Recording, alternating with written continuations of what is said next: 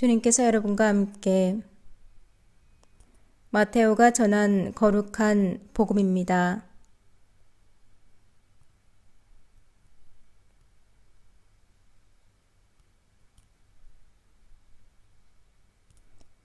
그때 예수님께서 카이사리아 필리피 지방에 다다르시자 제자들에게 사람의 아들을 누구라고들 하느냐 하고 물으셨다. 제자들이 대답하였다. 세례자 요한이라고 합니다. 그러나 어떤 이들은 엘리야라 하고 또 어떤 이들은 예레미야나 예언자 가운데 한 분이라고 합니다. 예수님께서 그러면 너희는 나를 누구라고 하느냐 하고 물으시자 시몬 베드로가 스승님은 살아계신 하느님의 아드님 그리스도이십니다 하고 대답하였다. 그러자 예수님께서 그에게 이르셨다. 시몬 바르요나야, 너는 행복하다. 살과 피가 아니라 하늘에 계신 내 아버지께서 그것을 너에게 알려주셨기 때문이다. 나 또한 너에게 말한다. 너는 베드로이다. 내가 이 반석 위에 내 교회를 세울 터인즉 저승의 세력도 그것을 이기지 못할 것이다.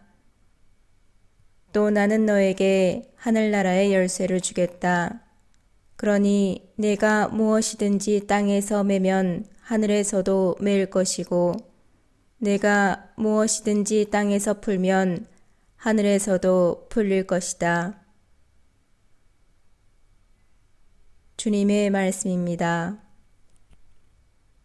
그리스도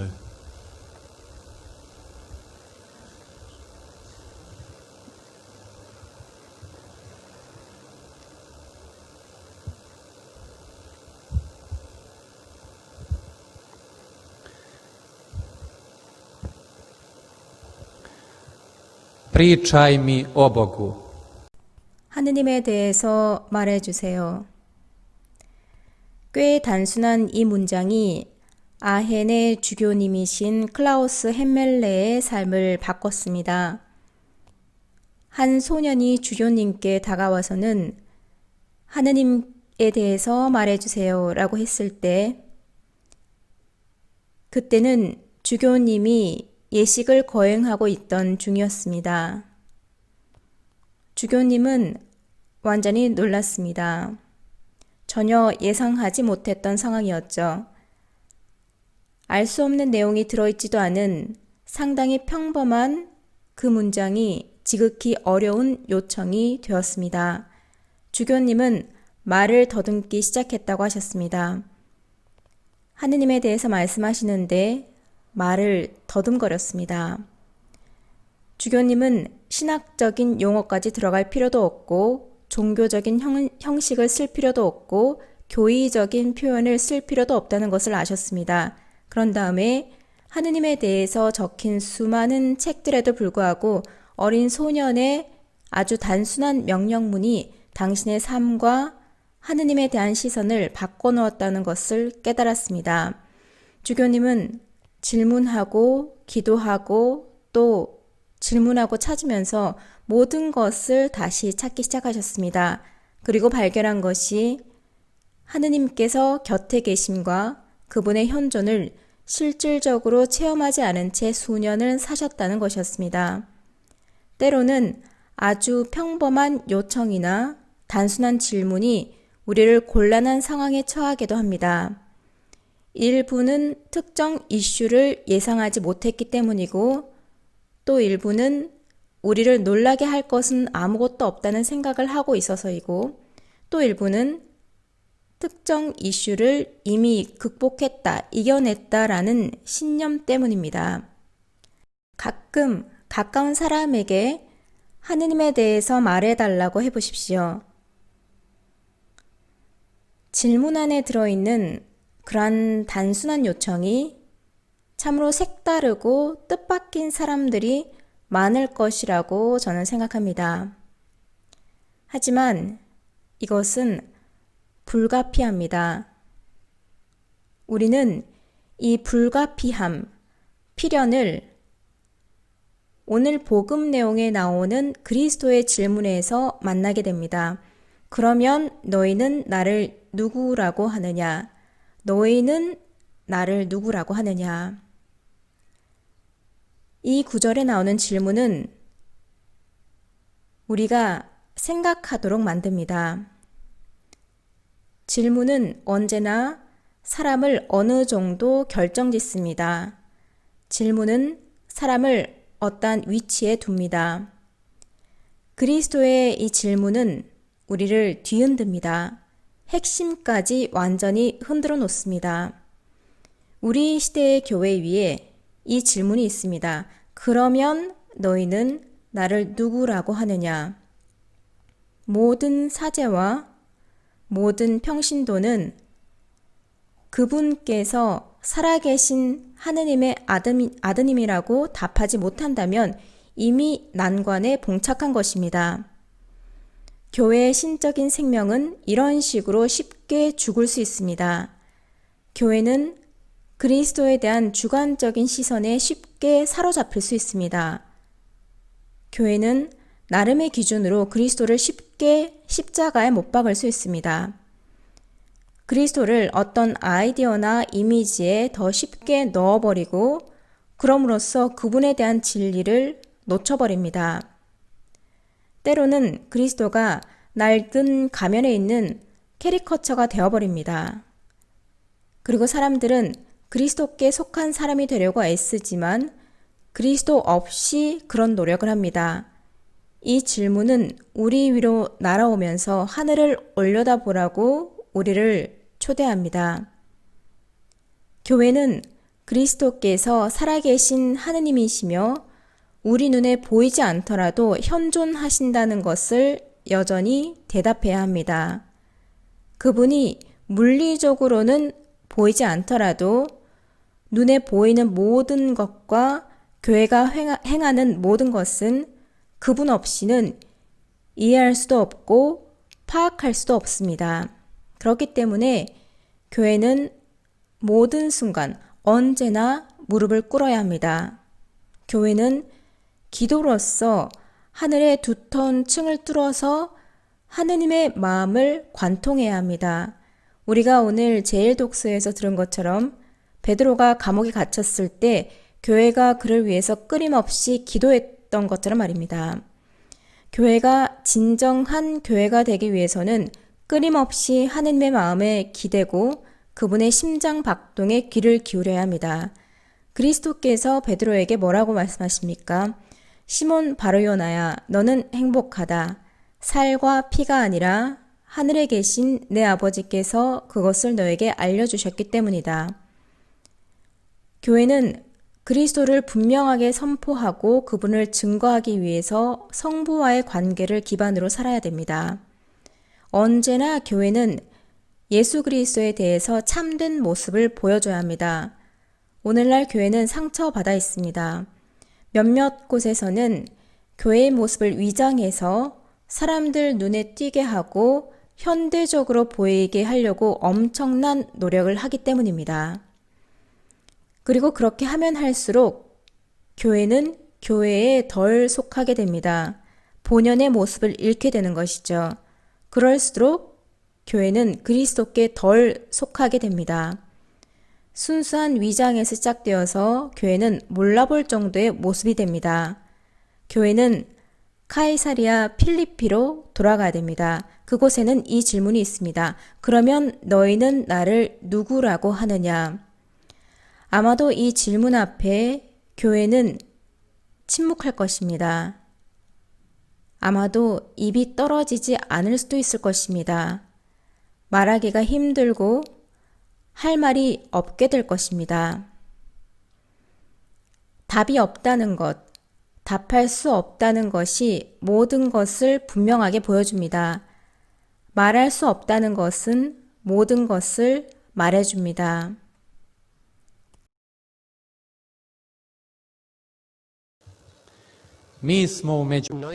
우리는 메주고리에 있습니다. 성모님 곁에 있습니다. 성모님이 교회의 의식에서 밀쳐지고 교회학의 의식에서 밀려나갈 때마다 그 의식 자체가 쉽게 희미해질 것입니다.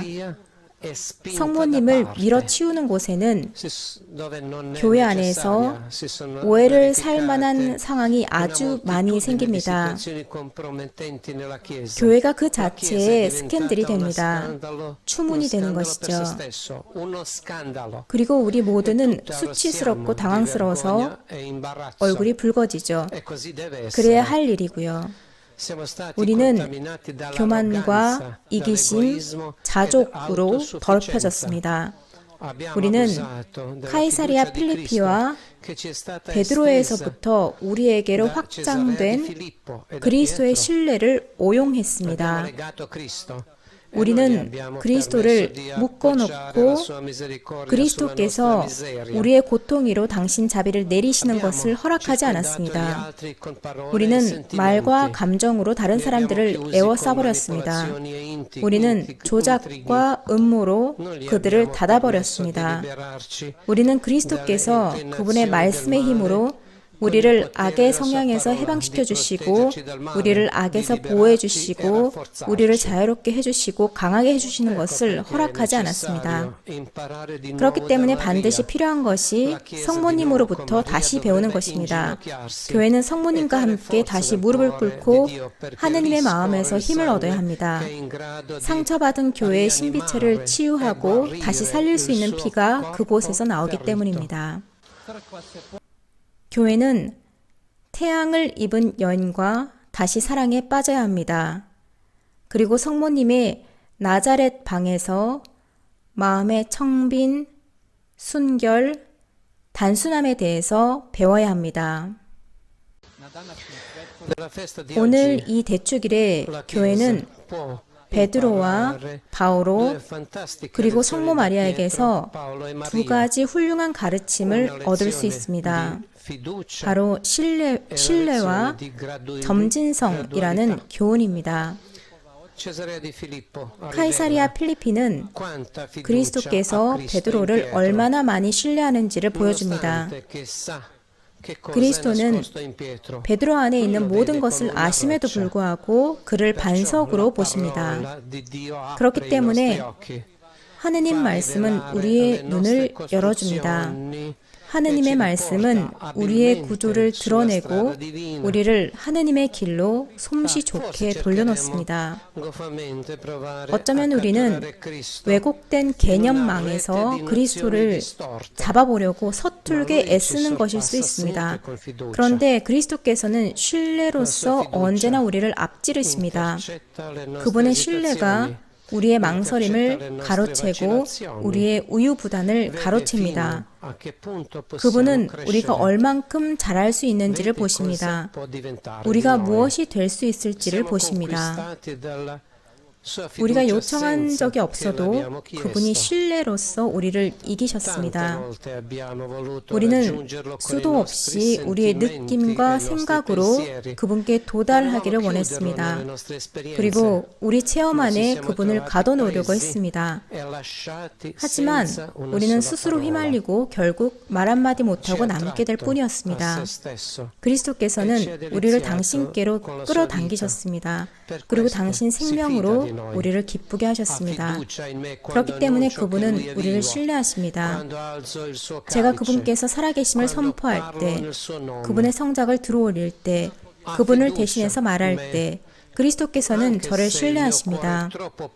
그분의 영원함에 비하면 제 마음이 너무나 작음에도 불구하고 그분은 저를 신뢰하십니다. 또 다른 훌륭한 가르침은 교회가 배워야 되는 가르침 중에 또 하나는 점진성에 대한 교훈입니다. 그리스도께서는 우리를 천천히 대하십니다. 복음에서 그런 모습을 찾아볼 수 있습니다. 그리스도께서는 우리의 본성에 맞추시고 우리가 이해할 수 있는 언어로 말씀하십니다. 우리가 무엇이 될 수 있는지를 보십니다. 그런데 우리는 때로는 그분의 가장 높은 곳까지 도달하기를 원하고 그분의 가장 심오한 곳까지 들어가기를 바라면서 그분께 다가갑니다. 하지만 우리 각자의 한계에 자주 부딪힙니다. 우리는 우리 안에 그분의 말씀을 단순화시키려는 경향이 있다는 것을 보게 됩니다. 말씀을 자기 자신에게 맞추고 자신의 기준에 맞춰서 말씀을 줄여버립니다. 그런데 시간이 필요합니다. 그분의 말씀이 우리 안에서 무르익으려면 시간이 걸립니다. 우리는 오해라는 어둠을 자주 겪을 것입니다. 또 우리는 그분께서 우리에게 너무 절제하신다고 확신하게 될 것입니다. 그분께서 너무 오랫동안 우리에게 아무 말씀도 하지 않으시고 우리의 기도를 들어주시지 않는다고요. 또 우리 앞에서 지평선이 닫혀버리기도 할 것입니다. 앞이 안 보이는 것입니다. 그런데 이 모든 것은 우리에게 우리 각자의 점진성과 한계를 존중하라고 가르쳐 줄 것입니다. 그리스도께서 나의 점진성과 한계를 존중하시기 때문입니다. 그리고 느리게 성장하는 사람들이 가장 빨리 성장합니다. 오늘 대축일의 메시지는 하느님의 시선 안에서 매일 자기 자신을 만날 것, 또 하느님의 얼굴을 찾을 것, 그분께서 당신 신뢰로 우리를 정복하시도록 허락할 것, 그리고 이러한 관계로 말미암아서 복음의 기쁨을 세상으로 가져다 줄 것, 그것입니다. 아멘.